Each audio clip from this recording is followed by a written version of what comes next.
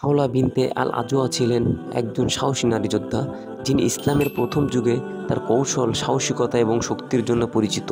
তিনি বিশেষভাবে উহুদ যুদ্ধে এবং অন্যান্য যুদ্ধে অংশগ্রহণ করেছিলেন।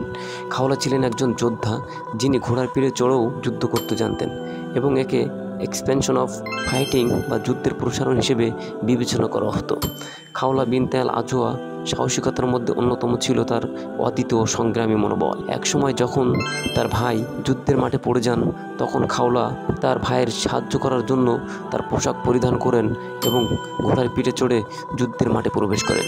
তিনি কয়েকজন শত্রুকেও পরাজিত করেন এবং মুসলিম বাহিনীর গুরুত্বপূর্ণ ভূমিকা পালন করেন। তিনি ছিলেন একজন সাহসী এবং শক্তিশালী নারী, যিনি ইসলামের পাতায় তার জায়গা করে নিয়েছেন। খাওলা বিনতে আল আজওয়া ইসলামের প্রথম যুদ্ধগুলোতে, বিশেষভাবে উহুদ যুদ্ধ, বদর যুদ্ধ এবং অন্যান্য গুরুত্বপূর্ণ যুদ্ধগুলোতেও উপস্থিত ছিলেন।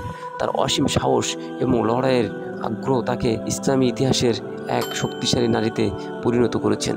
তার যুদ্ধের অভিজ্ঞতা এবং সাহসিকতার মুসলিম সমাজে নারীদের শক্তি এবং কর্তৃত্বের প্রতীক হিসেবে দাঁড়িয়ে আছে। খাওলার সাহসিকতার কারণে তাকে ইসলামের ইতিহাসে একজন গুরুত্বপূর্ণ নারী যোদ্ধা হিসেবে বিবেচনা করা হয়।